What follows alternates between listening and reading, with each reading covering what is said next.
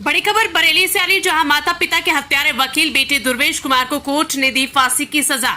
Property के लालच में वारदात को दिया था अंजाम। दोहरे हत्याकांड में 10,000 का अर्थदंड लगाया।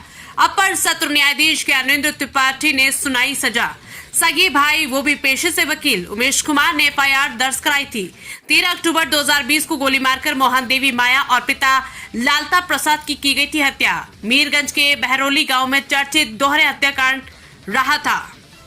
हत्यारे बेटे को फांसी की सजा सुनाई अदालत ने।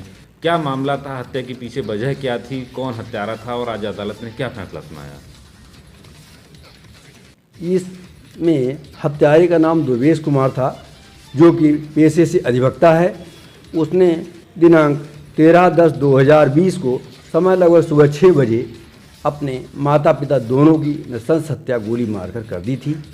और हत्या की वजह ये थी क्योंकि वह अपने पिता को कोई भी हिस्सा नहीं देना चाहता था, जबकि पिता ने अपनी संपत्ति को 3 भागों में विभक्त कर एक हिस्सा इसके छोटे भाई उमेश कुमार वादी मुकदमा व एक हिस्सा इसको दिया था तथा एक हिस्सा स्वयं अपने पास रखा था।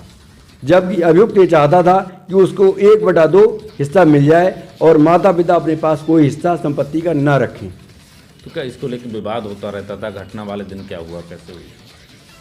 इसको लेकर के इसमें अकस्मात कभी कभी विवाद होता था, लेकिन ये सारी चीज़ें अपने योजनाबद्ध तरीके से कि इनको माता पिता को निपटा करके इनकी हत्या करके कैसे ही पूरा आधा हिस्सा प्राप्त कर लिया जाए, इसको लगातार प्रयास रहता था, जिसकी माता पिता को इसकी जानकारी नहीं हो पाई। इसी कारण इसने दिनांक 13/10/2020 को समय सुबह 6:15 बजे जाकर के उनकी गोली मार के हत्या कर दी। और इतना ही नहीं, इसने अपने पिता को गोली मारने के बाद जब वो घायल अवस्था में गिर पड़े तो उनके ये घायल अवस्था में खींचा भी था और उनके लाश को एक अंदर बरामदे में ले जाकर के डाला था। और जब ये इतना संतुष्ट हो गया कि इनकी मृत्यु हो गई है, तब इसने उनके सबके पास से हटा था। इसके बाद जब इसकी माता को इसने देखा, वो घबराई हुई चीखी और अपने को बचाने को दौड़ रही थी। उसी समय इसने गोली चला के उनके ऊपर उनकी भी हत्या कर दी। इस घटना में मृतक लालता प्रसाद थे व मृतका मोहन देवी अभियुक्त की माता थी। तो इस तरह से इसने अपने माता पिता की हत्या करके बहुत ही जघन्य अपराध किया, जो किसी तरह से क्षम्य नहीं था, जो कि पारिवारिक रिश्तों को भी कलंकित करता है। क्योंकि ये नहीं माना जा सकता कि कोई सगा पुत्र अपने माता पिता या भाई की हत्या भी कर देगा संपत्ति के लालच में।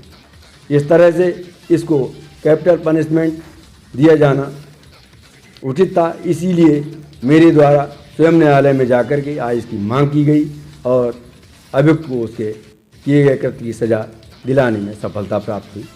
कितने गवाह पेश किए गए थे? और वादी भी इसके भाई थे, वो भी वकील थे, दोनों वकालत करते थे। ये मेरे स्वयं के द्वारा जब ये पत्रावली सत्र न्यायाधीश महोदय के यहाँ विचाराधीन थी, उसी समय इसमें 9 साक्षी प्रस्तुत किए गए थे और बहस दौरान ये पत्रावली स्थानांतरित की गई थी अपर सत्र न्यायाधीश 14 के न्यायालय में। इसके बाद वहाँ पर बहस हुई और इसके बाद दोषी को आज मृत्युदंड की सज़ा सुनाई गई है। ये मृत्युदंड की सज़ा श्री ज्ञानेंद्र त्रिपाठी अपर सत्र न्यायाधीश महोदय द्वारा सुनाई गई है। और अपर सत्र न्यायाधीश महोदय के न्यायालय में मेरे निर्देशन में इस केस की पैरवी श्री सुशील कुमार पांडे सहायक जिला शासकीय अधिवक्ता फौजदारी कर रहे थे और मैं स्वयं भी इसमें उपस्थित होकर के प्रत्येक तिथि पर पैरवी कर रहा था। दोष सिद्ध पर बहस सुनते समय भी आज मैं पुनः माननीय न्यायालय में उपस्थित रहा और अपने तर्कों को रखा। माननीय न्यायालय ने हमारे तर्कों से संतुष्ट होकर ही इसको मृत्युदंड की सज़ा सुनाई है। ठीक है, थैंक यू।